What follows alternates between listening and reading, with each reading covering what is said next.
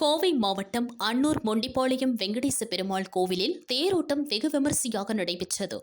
கோவை, திருப்பூர், ஈரோடு மாவட்டங்களைச் சேர்ந்த ஆயிரக்கணக்கான பக்தர்கள் பங்கேற்று தேரை வடம் பிடித்து இழுத்தனர். கோவிந்தா கோஷம் முழங்க பக்தர்கள் தேர் மீது பழங்களை வீசி பெருமாளை வழிபட்டனர்.